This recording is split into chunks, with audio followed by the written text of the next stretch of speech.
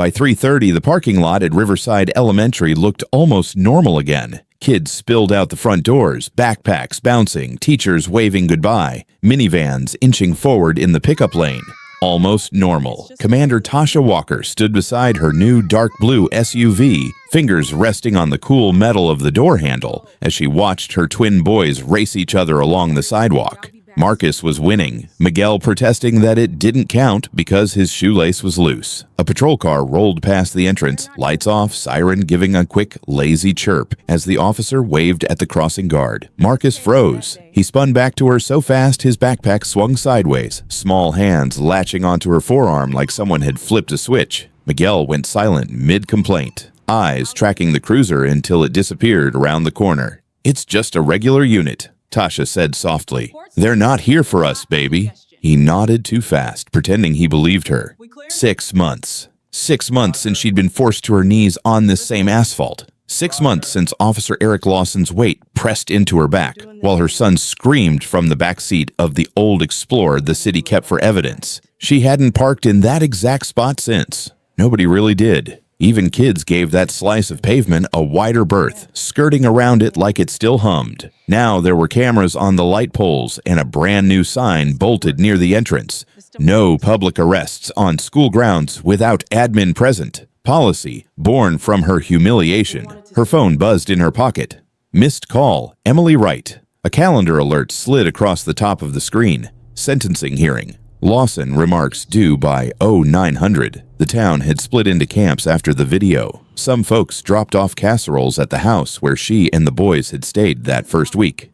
Others muttered about witch hunts and good cops just doing their jobs in grocery store aisles when they thought she couldn't hear. The Navy kept her on active duty, even promoted her. On paper, she was still the same woman, decorated SEAL officer, now serving as liaison for military-civilian relations. In reality, her days were carved up by meetings with lawyers, debriefs with NCIS, quiet conversations with commanders who promised support and asked for sound bites. The uniform still fit exactly the same. It just didn't feel like armor anymore.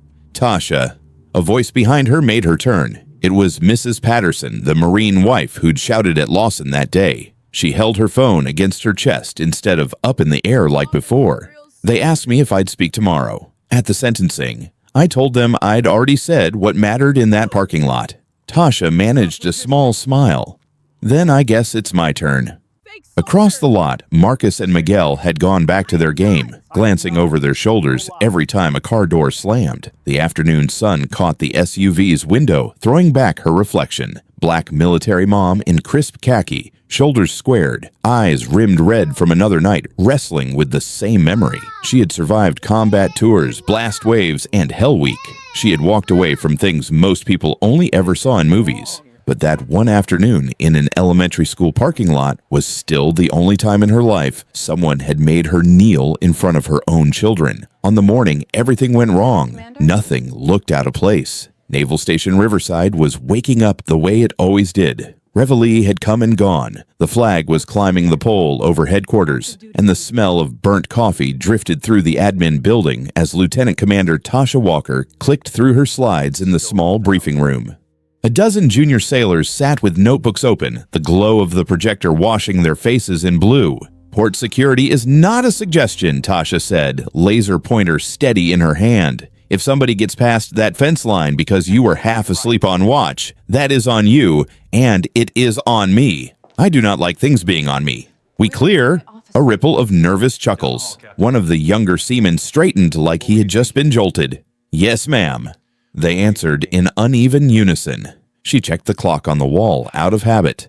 09:02. 2 minutes behind schedule. It bothered her, but she swallowed it.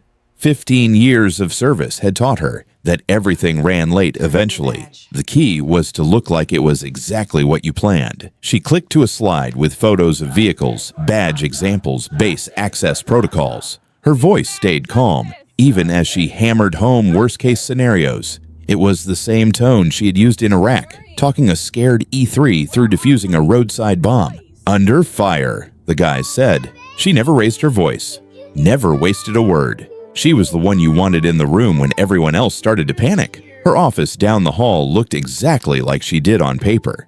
Neat, precise, a little intense, color-coded folders, a wall calendar filled with briefings, training evolutions, and a doctor appointment she kept moving down the month. Between the laminated checklists and framed plaques, there were 2 photos taped to the gray metal of her filing cabinet. Marcus at 5, front teeth missing, holding a trophy half his size. Miguel next to him, cheeks puffed out, trying to copy his brother's smile. In the newer picture, they were 8, pressed against her sides in their Sunday clothes at a Navy ball. Her in dress whites, the boys both making mock salute faces. Underneath, in a kid's handwriting, Marcus had scribbled, "My mom is a real hero." Her eyes always caught on that line. By noon, the briefing was over, and she was cutting through the base galley with a protein bar in one hand and her phone in the other. Emails stacked up, a message from the boys' teacher about a class project, a reminder about parent-teacher conferences next week. LT. The voice pulled her out of the screen. Chief Malik Harris sat alone at a corner table with a tray of chicken, rice, and something that looked suspiciously like dessert. He was Army, attached to the Joint Security Unit on base, in his late 40s with salt starting to creep into his close-cropped hair. He waved her over with the casual authority of a man who had watched a lot of officers come and go. She sat across from him, unwrapping her bar. "You look tired," he said. "You working for the Navy or married to it?" "Single mom, remember? This is the easy part of my day," she replied. He grunted, eyeing her uniform. "You picking up the boys in that?" "I am," she said. "Big surprise. They have been begging to see me in uniform at school pickup." Something in his expression shifted. He set down his fork. "You ever have a problem off base in that thing?" he asked. "No," she said easily. "Riverside loves a uniform. I can't go to the grocery store without someone trying to pay for my milk." He took a breath like he was weighing whether to keep going. "I got stopped on the highway last month," he said finally. "Full Army dress, name tag, ribbons, all of it. Trooper walked up like I was already a suspect. Hand hovered over his weapon the whole time." She frowned. "What for?" "Said my taillight was out," Malik answered. "Taillight was fine. He just wanted to know why a black man was driving a late model truck with military plates. I gave him my ID, gave him my orders, watched him read them like they were forged." Tasha shook her head, the familiar tightness in her chest pushing back. "This is a military town, Chief," she said. "Half the billboards are for TRICARE and discount tires. Folks here respect the uniform. As long as you stay calm and follow the process, you're fine." He gave a humorless laugh. "They see your skin before they see your uniform, LT," he said quietly. "Out there anyway." She let the words hang for a second, then shrugged, trying to dislodge the discomfort. "Maybe," she conceded, "but the law is the law. You do what they tell you. You keep your hands visible. You answer the questions. The system works, eventually." Malik looked at her the way a man looks at a cliff. He knows someone is about to step off. "I hope you're right," he said. Her phone buzzed again. A text from Marcus, courtesy of the school's tablet. "Mom, are you picking us up?" Or aftercare again. Tasha smiled down at the cracked screen. "Report to duty," she said, pushing back her chair. "2 very important 3rd graders are expecting me." By 2:15, she was back in her office, shoving papers into neat stacks so they would not scream unfinished when she walked out. She checked herself in the small mirror tacked inside the locker door. Navy working uniform, digital blue pattern, crisp and pressed. Name tape straight, rank insignia sharp at her collar. Most days, she changed into jeans and a sweatshirt before leaving base, blending in with the other parents in the pickup line. Today, she let the uniform stay. The boys had been asking for weeks. "You guys always say you want to see Mom in combat gear at school pickup, right?" She had teased them over breakfast. "Today might be your lucky day." Miguel had nearly spilled his cereal. Now, as she grabbed her keys and ID lanyard, a flicker of something fluttered low in her stomach. It was not fear of danger. She had walked into dark houses in Kandahar with less hesitation. It was an older fear from a different place. The one from middle school, when a teacher accused her of cheating in front of the entire class because kids like you don't just pull A's from nowhere. The heat in her cheeks when she saw her mother's face in the doorway. In 15 years of deployments, the idea of dying had never kept her up at night. Not really. The image that did was smaller and meaner. Her boys watching someone tear down everything they believed about her in a single public moment. Someone calling her a liar, a fake. Right in front of them. She checked the time again. If she left now, she could beat the worst of the traffic jockeying for spots in the pickup lane. She slung her bag over her shoulder, tucked Marcus's crumpled drawing back under the magnet on her filing cabinet, and headed for the parking lot. The Ford Explorer started on the first try, dashboard blinking to life. As she rolled through the base gate, the sentry snapped a crisp salute, eyes flicking to her rank, her badge, then her face. Familiar.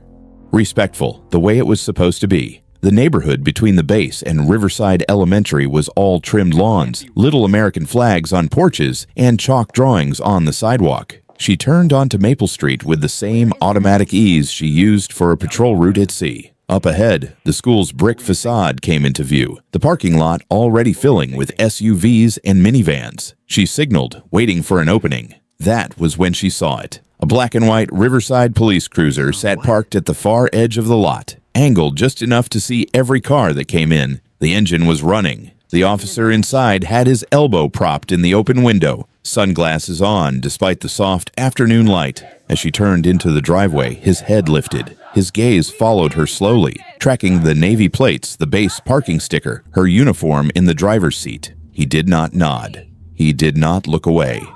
He watched her the way she had been trained to watch a potential threat. Tasha felt the old comfort of the uniform settle over her, the familiar weight at her shoulders. This is a military town, she reminded herself. A school parking lot, the safest place in the world. She pulled forward into the pickup line, completely unaware that in a matter of minutes, everything she believed about law, process, and calm would be scraped into the blacktop at her feet. The line of cars inched forward, sun glinting off windshields as teachers waved kids across the crosswalk. Tasha eased her Explorer into an open spot near the front, engine idling, eyes sweeping the sidewalks the way they always did. Habit, training, mom things layered on top of SEAL things. She spotted Marcus first, backpack hanging off one shoulder, scanning the lot for their SUV. Miguel trailed a few steps behind, holding a rolled-up poster. Their faces lit up at the same time when they saw her through the windshield.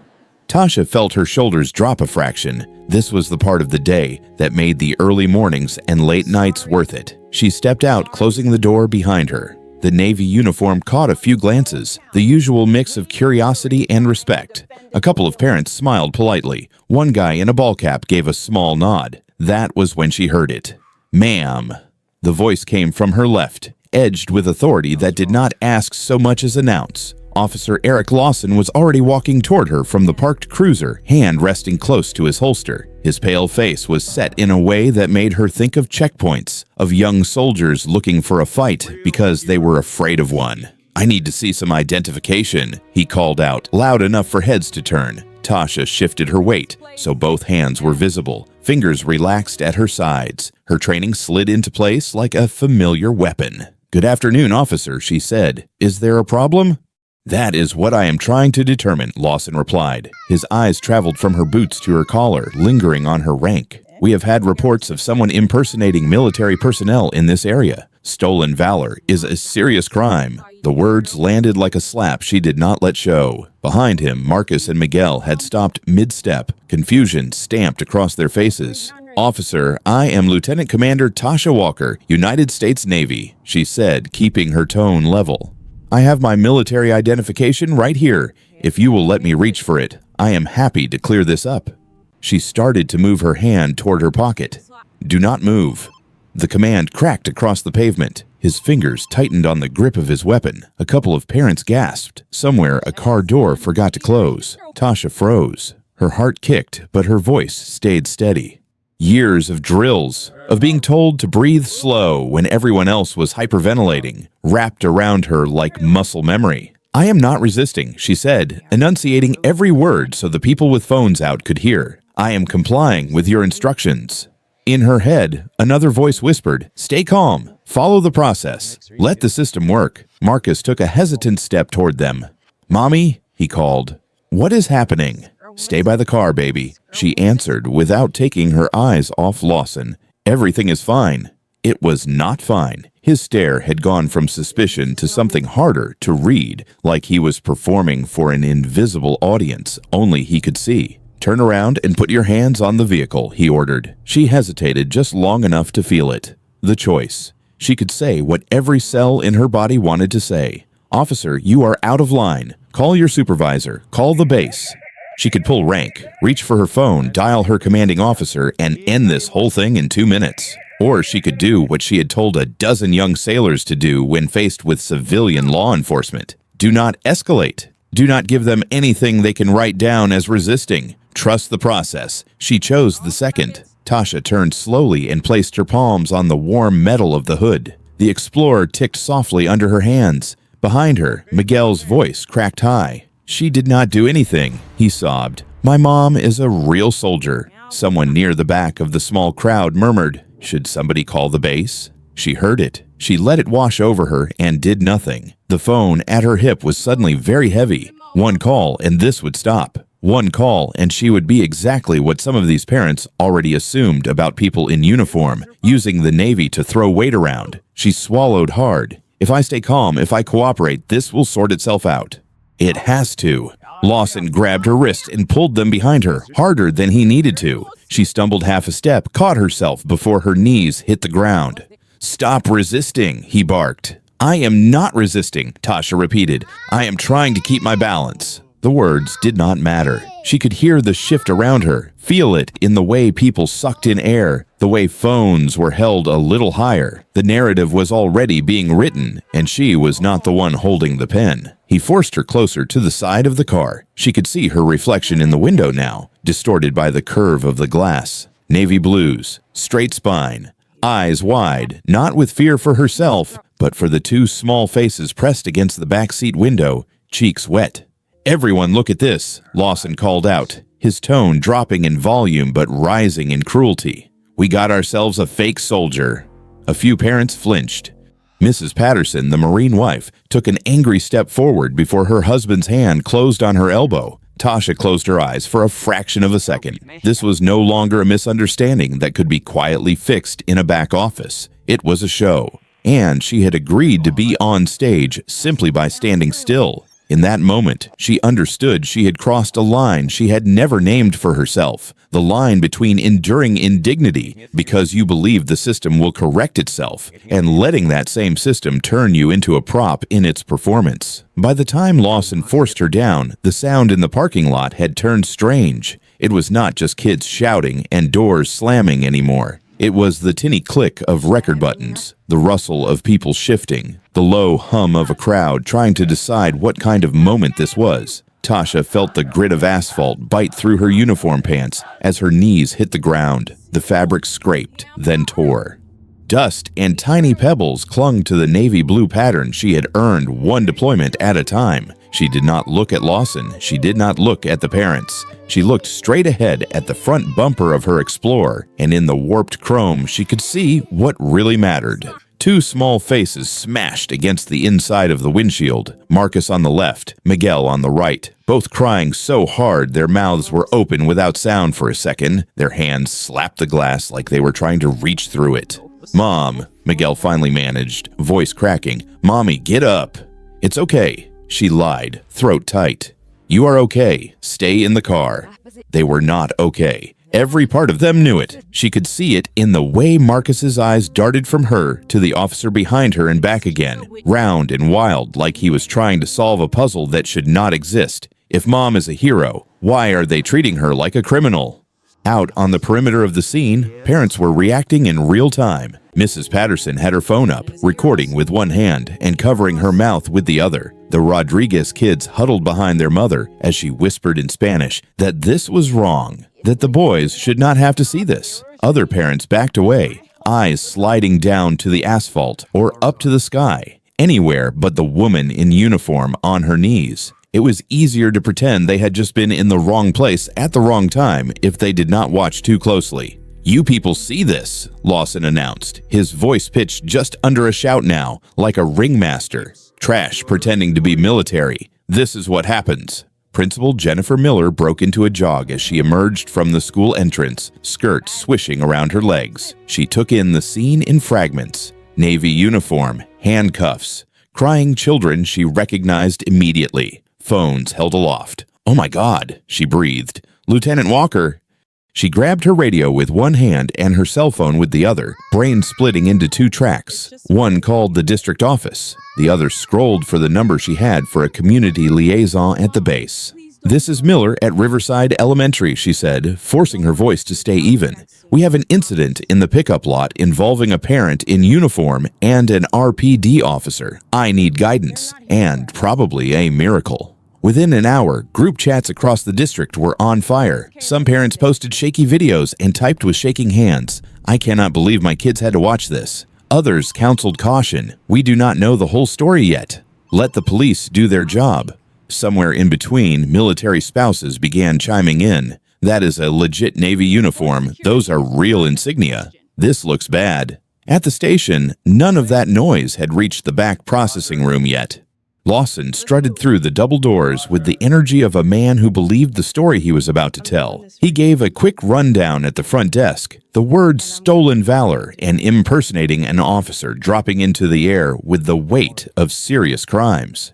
"Nice," one patrolman muttered, slapping him lightly on the shoulder. "About time somebody cracked down on that." Another officer glanced up from his reports. "Good catch, Lawson."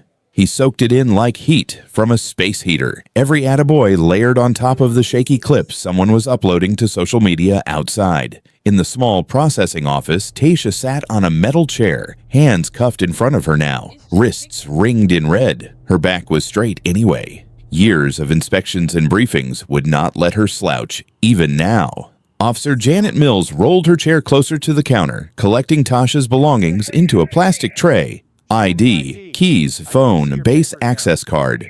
She moved through the routine motions, fingers already reaching for the intake form before something made her stop. The military identification card in her hand did not look like the cheap fakes she had seen. The holograms flashed correctly when she turned it in the light. The photo looked exactly like the woman in front of her, hair pulled back, eyes serious. The rank matched the collar. She glanced up. "Lieutenant Commander, right?" Mills asked. "Yes, ma'am," Tasha answered. Her voice still carried that calm she used in briefings, but there was a hitch under it now. "Active duty naval special warfare. Stationed here 15 years. Mills felt a prickle at the back of her neck. She had processed a lot of people in this room. Most of them either rambled, joked, or shut down completely. They slumped in the chair, eyes flicking to the door like they could will it open. This woman looked like she was waiting for a meeting to start. Mills eyed the base access card next. It was newer than most of the ones she had seen confiscated during DUIs. The barcode was sharp, the laminate unpeeled, the station name exactly right. "You live off base?" Mills asked, still calm. "Yes," Tasha said.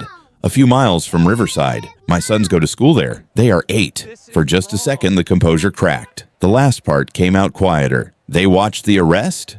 Tasha swallowed. "Yes." The answer hung between them, heavy. In another part of the building, Lawson relived the arrest for the benefit of a detective who had wandered over. "You could just tell," he said. "Uniform looked off. Whole vibe was wrong. These people buy this stuff online and think we will just salute." He left out the part where half the crowd had started to turn on him, left out the little boy screaming that his mom was real, left out the principal yelling his name like a rebuke. Mills slid the fingerprint scanner closer to Tasha. "Place your right hand here, ma'am," she said. The ma'am came out before she could stop it. As Tasha pressed her fingers to the glass, another fear chewed at the edges of her self-control, not the fear of charges or courtrooms. She knew how to navigate those if she had to. It was the image of Marcus and Miguel sitting on their beds that night, legs folded, looking at her with betrayed eyes. "You told us you were a soldier. Why did that man say you lied?" What if the only video that mattered to them was the one where their mother was on her knees? The scan beeped, and Mills shifted to the next finger. "So, for the record," she said slowly, "you are saying you are active duty Navy?" "Yes." "And you are picking up your kids from school?" "Yes." "And the officer believed you were faking all of this?" "I do not know what the officer believed," Tasha said carefully. "I know what he said. I know my boys heard it." Mills felt something hard settle in her chest. She turned to her computer terminal, the screen reflected in her glasses as she opened the Federal Identification System. Her fingers moved over the keyboard. Name, date of birth, partial print data. "Let us just see what we have here," she murmured. Behind her, Lawson stepped into the doorway, arms crossed, chin tipped up. "You will not find anything real," he said, half smirk, half warning. "These stolen valor types, they get good at it." She put on a hell of a show in that parking lot. Mills did not answer. She hit enter. The loading bar crawled. 1 second, 2, 3. Then the result filled the screen, line by line. Match, Department of Defense personnel, active duty, United States Navy clearance level, high assignment, naval special warfare. Riverside Mills felt the color drain from her face. She did not need to read the rest. The system did not lie like that. Not with Prince. Not with that level of detail. She was suddenly acutely aware of Lawson at her shoulder. He leaned in to see the screen, the smirk fading as he read. His mouth opened, then closed again, like a man who had expected backup and found a cliff.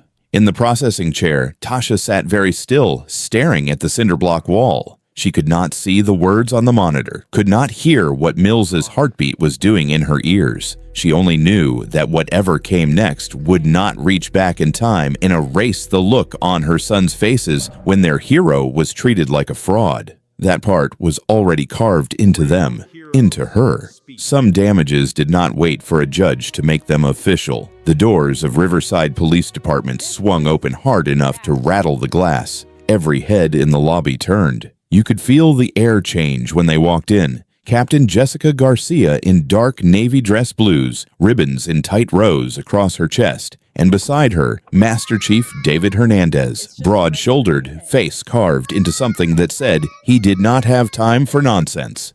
The desk sergeant straightened on instinct. "Ma'am, can I help you?" "I am Captain Garcia, commanding officer at Naval Station Riverside," she said, voice flat and controlled. "One of my SEAL officers was arrested in full uniform, Lieutenant Commander Walker. You are going to take me to her. Now." There was no question mark at the end. The sergeant fumbled with the gate, buzzed them in. In the back processing room, Lawson was still staring at the glowing screen over Officer Mills's shoulder, his earlier swagger leaking out of him like air from a punctured tire. That system could be wrong," he stammered. "You know how hackers are these days. People spoof stuff." Mills did not look away from the monitor. "Her prints match a Department of Defense record with high-level clearance," she said. "That cannot be spoofed with a Halloween costume, Lawson." Before he could answer, the door opened again. Chief Michael Lee stepped in, already looking like he had been dragged out of a meeting he had not wanted to be in. Behind him came Captain Garcia and Master Chief Hernandez. Tasha saw the uniform first. Navy blues, gold stripes, then the face. Her commanding officer. Here. She stood automatically, even with the red marks on her wrists and the grit on her knees. "Lieutenant Commander Walker," Garcia said, crossing the room in 3 clipped steps. "Are you injured?" "No, ma'am," Tasha answered. "I am physically fine." The captain's gaze swept down her, torn uniform at the knees. Dust ground into the fabric, the fingerprints still shining faint on her hands. Her jaw tightened. She turned slowly toward Lawson. "One of my SEAL officers was arrested in full uniform," Garcia said. "What exactly were you thinking, Officer Lawson?" Lawson opened his mouth, searching for the version of the story that had sounded so heroic 15 minutes ago. "We have had an uptick in stolen valor cases," he began. "People buying uniforms online, trying to gain access to schools, bases." She fit the description. "The description," Master Chief Hernandez repeated. "What description is that, exactly?" Lawson glanced around the room, looking for backup and finding only the hum of fluorescent lights. Mills kept her eyes on the screen. Chief Lee's arms were crossed tightly over his chest. Her uniform looked off. Her behavior. Lawson trailed off. Even he could hear how it sounded now. Captain Garcia took 1 step closer, closing the distance until he could see the fury banked behind her professionalism. "Did you contact the base before putting your knee in my officer's back?" she asked. "Did you verify her ID with anyone who knows what a real Navy credential looks like? Or did you see a black woman in a uniform you do not understand and decide that was enough?" The word black landed heavy. No one flinched. Everyone felt it. "We are opening an NCIS investigation into this incident," Garcia continued, turning to Chief Lee. "Naval Criminal Investigative Service has already been notified. They will be coordinating with your internal affairs and with the FBI's Civil Rights Division. "This is not going away quietly, Chief." Chief Lee nodded, jaw working. "Officer Lawson," he said, voice strained, "turn in your weapon and badge. Effective immediately. You are on administrative leave, pending investigation." Lawson stared at him. "Chief, come on," he protested. "I was doing my job."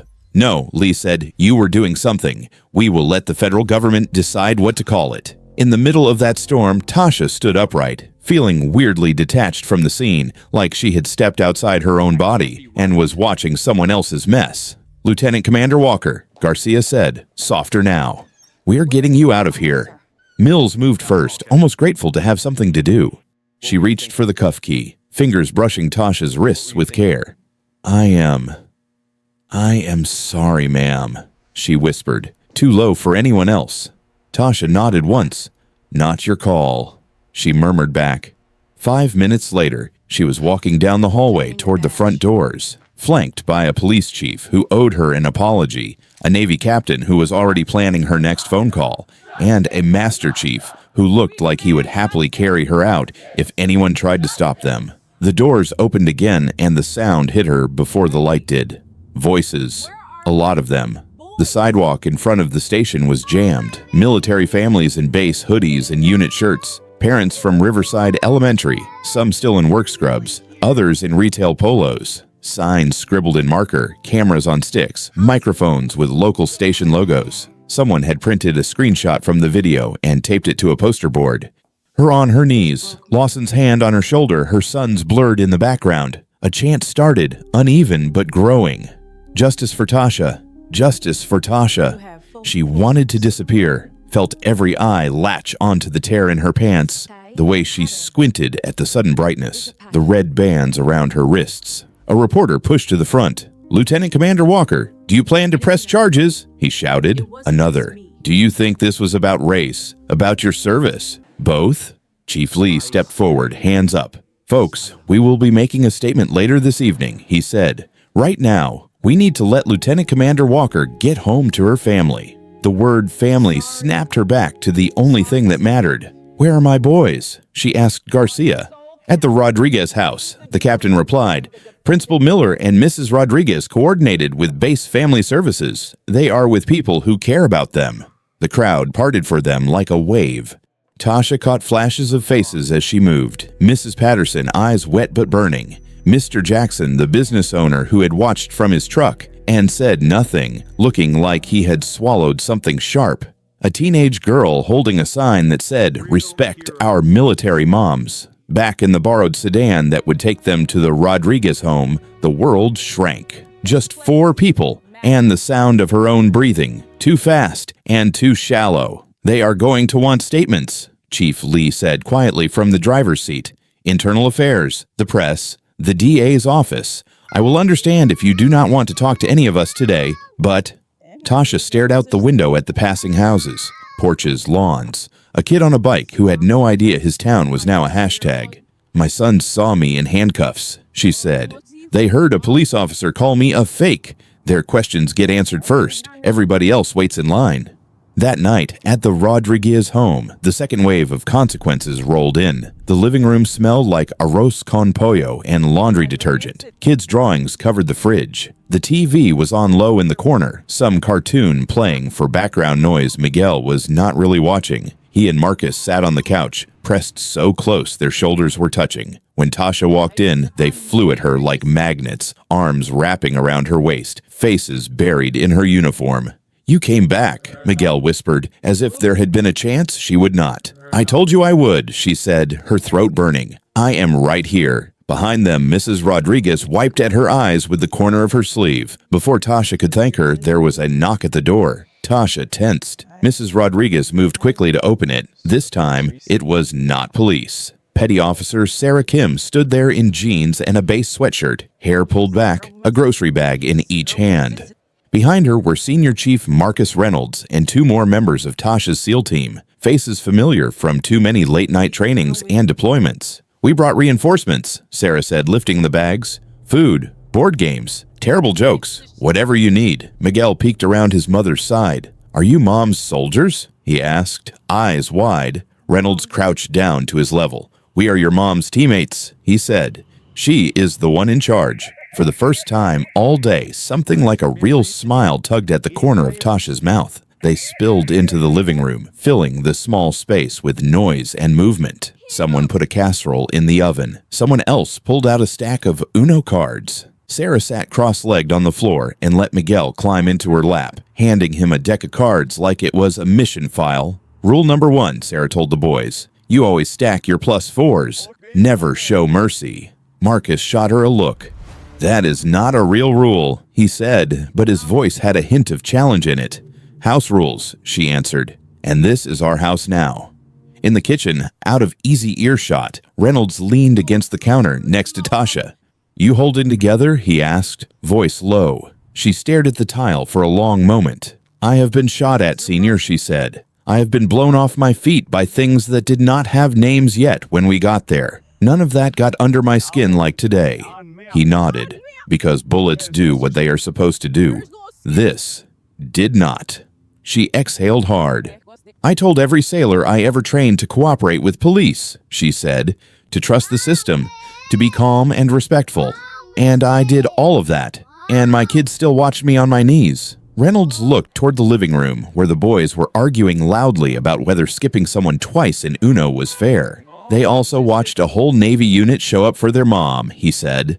They watched their town stand outside a police station. They saw cameras pointed at something that should not have happened. That is not nothing. Later, when the house had quieted, the kids finally asleep in borrowed beds, and the SEALs gone back to base, Tasha lay on the pull-out couch staring at the ceiling. Every time she closed her eyes, the asphalt came back. Lawson's voice, her son's cries, the feeling of her knees hitting the ground. Her phone buzzed on the crate that served as a nightstand. She almost ignored it. Then habit 1. She reached for it, thumb swiping at the screen. New email from ADM Patricia Stevens, Commander, Naval Special Warfare Subject, Lieutenant Commander Walker. She opened it, chest tightening. Lieutenant Commander Walker, I have been fully briefed on today's incident and have reviewed the footage currently circulating. You have the full support of Naval Special Warfare Command. Full support of NSW Command behind you. Call when ready. Respectfully, ADMP Stevens.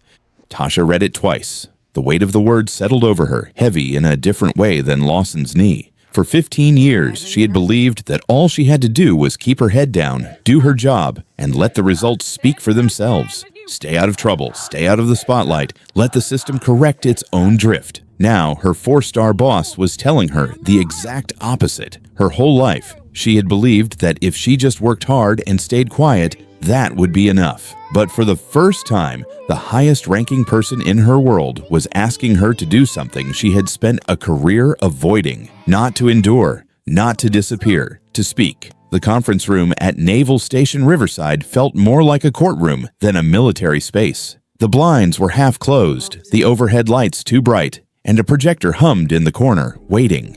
Tasha sat at the end of the long table, still in working khakis. On one side, Emily Wright had a yellow legal pad open, pen resting across it. On the other, Admiral Patricia Stevens watched the doorway with the stillness of someone used to walking into messes that were already on fire. The door opened, and Sergeant Monica Rodriguez from Internal Affairs stepped in, followed by FBI Special Agent Jennifer Walsh. They did not bother with small talk. They shook hands quickly, took their seats, and Rodriguez set a thin stack of printed pages on the table. Lieutenant Commander Walker, she began, we wanted you to see what we are seeing. Rodriguez nodded toward the projector. Walsh tapped her laptop, and the first slide appeared on the wall. Arrest statistics. Officer Eric Lawson, bar graphs color-coded, filled the screen. Across the bottom, 3 years. Along the side, percentages. That blue line, Walsh said, pointing, is the percentage of black residents in Riverside, about 22%. A red line climbed much higher. That is the percentage of black people in Lawson's arrests, Rodriguez finished, 68%. The number hung there like a siren. Tasha stared at it. It was one thing to feel targeted on an asphalt parking lot. It was another to see it translated into math. So it was not just me, she said quietly. No, Walsh replied. You are not his first. You are just the first one everyone watched. Rodriguez flipped to the next slide. A table of complaint summaries. Names blacked out. Dates, locations, brief descriptions of alleged behavior. 17 complaints for excessive force or discriminatory treatment in 5 years, she said. 14 of them from black citizens. Most closed with language like unfounded or officer acted within policy. Somebody read these, shrugged, and filed them away. The phrase filed away made Tasha's stomach twist. She pictured thin manila folders going into drawers, one on top of the other, until the drawer was too full to close. Emily leaned forward. "Show her the training slide," she said. Walsh clicked again. A PowerPoint image filled the wall, stock photos pulled from some generic government deck. In the center, a white man in perfect dress uniform, square jaw, light eyes. Above his head, the caption read, "Ideal military profile." Around him, in smaller images, other bodies were marked with labels like potential imposter, unusual presentation, verify credentials. A Latina woman in fatigues, a black man with locks in a dress uniform, a younger black woman in navy blues. Nobody had meant the slide to say what it did. That was what made it worse. Tasha felt her throat go dry. "This was shown to officers in Lawson's department last year," Walsh said. "Nobody in that room stood up and said this was a problem." "So, when he saw me in that lot," Tasha said slowly, "he had already been taught what a real soldier looks like. And what a suspect looks like." "That is the point," Emily said. "The twist here is not that Lawson woke up one day and decided to be a cartoon villain. The twist is that the system had been handing him this picture for years and calling it training." The word twist hit something in Tasha she had not touched yet. For months, she had been replaying that afternoon like a bad mission in her head, trying to find the one move where she could have done something different. Speak up sooner, demand a supervisor, call the base. Now, watching the slides, she realized she had been looking in the wrong place. It had never been about one afternoon. "This is not the first time somebody who looks like me has been stopped, doubted, or humiliated in uniform," she said. "This is just the first time it trended." The room went quiet. Admiral Stevens spoke for the first time in 10 minutes. "Lieutenant Commander," she said, "you do not have to carry all of this. But if you want to use it, we will stand with you." Tasha looked down at her own hands on the table. The faint bruises at her wrists had faded to thin, almost invisible lines, but she knew exactly where the steel had sat. "I thought staying quiet was being disciplined," she said. "That keeping my head down and doing my job was how you honor the uniform. But sometimes staying quiet is how we help the worst people keep their power." Emily's pen stilled over her pad. Admiral Stevens nodded once, like she had been waiting to hear that exact sentence. Later that week, at the town hall meeting in the municipal building, those words came back to her. Every folding chair was full. Military spouses, retirees, small business owners, kids in hoodies who had seen the video on their phones and dragged their parents there. Chief Lee sat stiff on the stage, sweat beading at his temple. A few officers lined the back wall, arms crossed. Tasha sat in the second row, between Sarah Kim and Mrs. Rodriguez. She could feel eyes on the back of her neck, some sympathetic, some wary. She was no longer just a mom in the pickup line. She was a story. The mayor opened the floor for public comment. A line formed at the microphone. A pastor spoke about grace and justice. A Marine veteran talked about dignity in uniform. A young black woman described being pulled over 3 times in 1 month for no reason anyone could explain. Then a man Tasha recognized but could not place at first stepped up to the mic. White, mid-50s, button-down shirt tucked too tight over a small belly, thick hands. Mr. Jackson, the guy who owned the auto shop near the base, the one who had watched the arrest from inside his truck and then driven away. He cleared his throat. "My name is Bill Jackson," he said. "I own Jackson Tire and Auto on Maple. I was in that parking lot when Lieutenant Commander Walker was arrested." A murmur went through the room. He gripped the sides of the podium like it might float away. "When it started, I told myself not to get involved," he went on. "Figured the officer knew something I did not. Figured it was not my business." He swallowed hard, eyes flicking toward where Tasha sat, then back to the microphone. "Then my daughter showed me the video later that night," he said, "and I watched myself in the background, just standing there, hands in my pockets, doing nothing while 2 little boys screamed for their mama." His voice broke on the last word. He took a breath. "I came here to say I was wrong," he said. "Silence was my choice, and it was the wrong one." He stepped back from the mic, eyes wet, And for the first time since this started, Tasha felt something shift in the room that was not just anger. Shame moved through the crowd, but it was a productive kind, the kind that made people look at themselves instead of just pointing at someone else. On the way home that night, those two images stayed with her. Lawson with his hand on his gun, fueled by a system that had taught him who was suspicious. And Jackson with his hands in his pockets, fueled by a habit of staying out of it. Back at the Rodriguez house, the kids finally asleep, Tasha stood alone in the small guest room, facing the mirror on the closet door. Her new uniform hung on the hook, fresh set of working blues. The old pair had been bagged and tagged somewhere in an evidence room, asphalt dust still clinging to the knees. She pulled the new top on slowly, smoothing the fabric over her shoulders, caught sight of her reflection, the same name tape, the same rank, the same face that someone had decided did not match the word soldier. She lifted her wrists, turning them in the light. The skin there was whole again, but if she squinted, she could still see where the cuffs had bitten in. Ghost marks. On the bed behind her, her laptop pinged with a new email. City Council agenda, it read. Public comment on police oversight and military community relations. For weeks, she had been telling herself she just needed the apology. The admission that they were wrong, that she had done everything right and been hurt anyway. Now she understood that sorry was not the finish line. It was the starting gun. She picked up the laptop, clicked open the registration form, and typed in her name for the next council session. She was not going to the meeting to be put back together. She was going to help change the way the next mother in uniform would be seen when she stepped onto civilian asphalt. As she closed the computer, she glanced toward the door where Marcus and Miguel had stood that first night, asking if the police were going to come back. She realized the real damage of that afternoon was not the moment her knees hit the ground in the parking lot. It was the way two 8-year-old boys now watched every patrol car, every uniform, every siren, measuring them against what had been done to their mother. The day she understood that, she knew the true consequence was not what had happened to her body on that asphalt.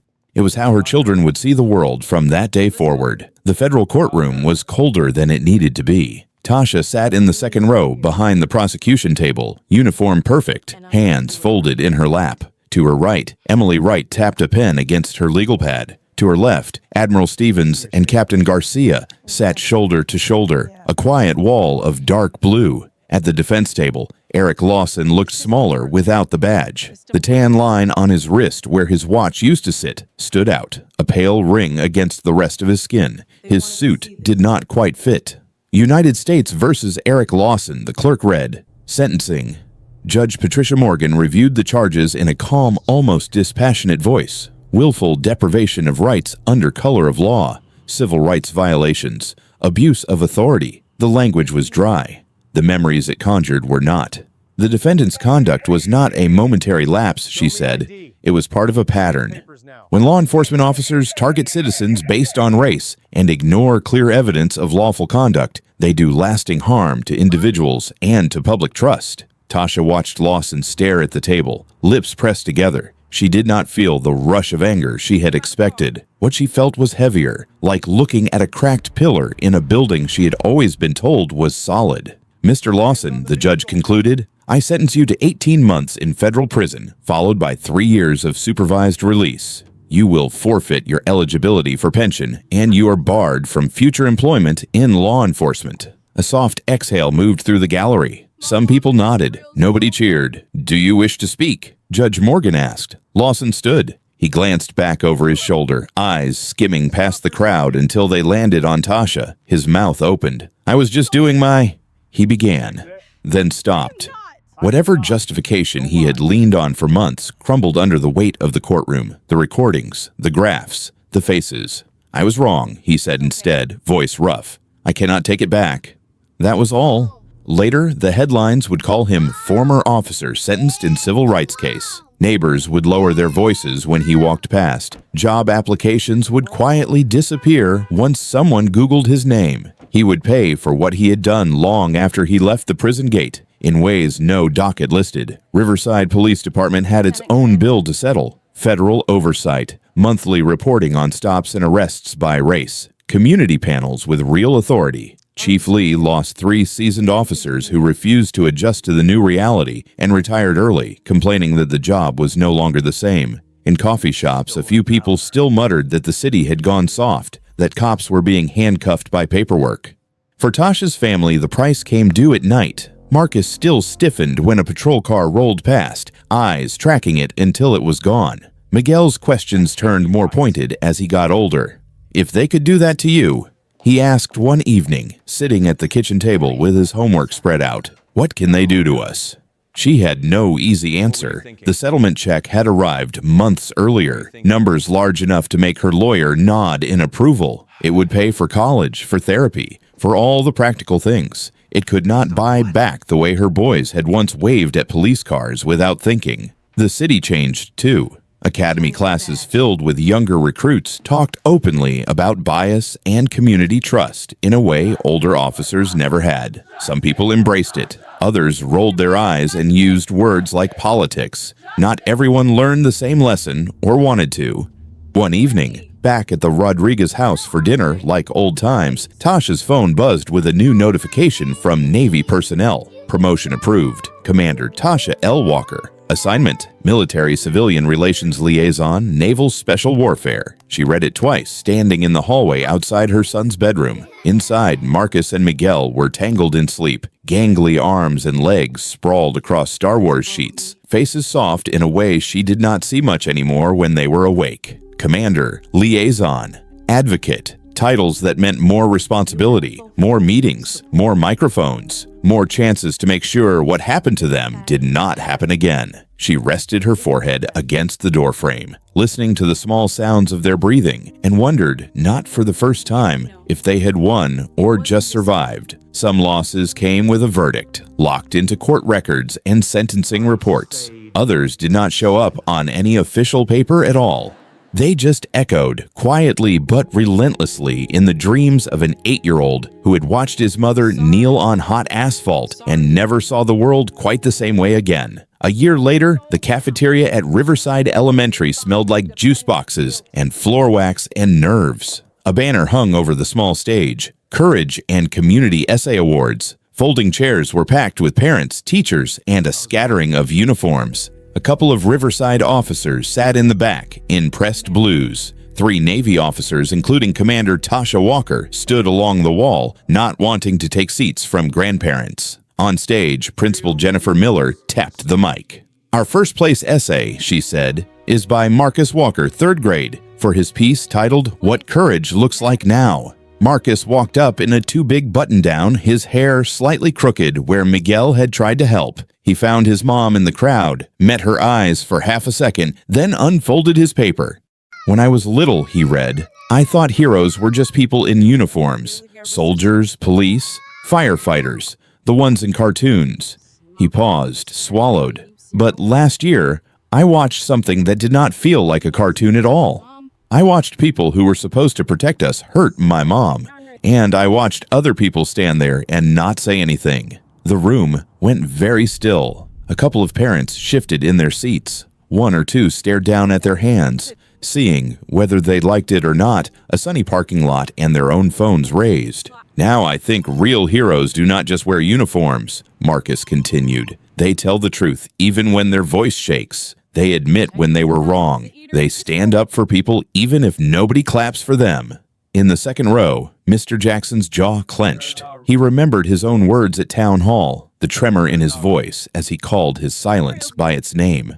Next to him, Mrs. Patterson wiped at her eyes, hand resting on her Marine husband's arm. When Marcus finished, there was no burst of applause at first, just a long, thick silence. Then someone stood, then another. The clapping started low and grew until it filled the room. Tasha stood too, not because he was her son, but because he had just said out loud what grown adults struggled to admit. She was not fixed, not healed in any movie magic way. Some nights she still woke up to phantom weight in the middle of her back. She still flinched a little when a cruiser rolled slow past her house. But she was different. She did not confuse discipline with silence anymore. Respect for authority no longer meant letting it go unquestioned. She had learned the hard way that you could love the uniform and still demand better from the people who wore it. In the months after the trial, that had become her job. She stood in police training rooms and base auditoriums with the same steady posture she used for combat briefings, telling her story without dressing it up. She did not point fingers. She did not lecture. She laid it out. The parking lot, the knee, the cameras, the numbers on the slide. Then she asked a single question. Where were you in stories like this, she would say. Behind the badge, behind the camera, or behind your own silence. At Riverside Elementary, a new tradition had taken root. Uniform and Justice Day. Once a year, the school invited everyone who wore any kind of uniform to come and talk to the kids. Nurses, custodians, postal workers, teachers with their ID lanyards, firefighters with sooty helmets, soldiers and sailors of every shade. The kids tried on hats, stethoscopes, reflective vests. They heard about long nights, hard choices, bad calls, and second chances. The word hero started to stretch, making room for faces that did not fit the old poster in the police training slide. At the police department, the slides had changed too. The ideal military profile image was gone. In its place were photos of actual local service members. Black, brown, white, male, female, old, young. People from town who now came in to talk, not as props but as partners. In one closed-door session, a dozen young officers sat around a table, while Commander Walker leaned against the whiteboard, arms folded. "You have all seen my video," she said. They nodded. "You have all seen what it did to my kids," she added.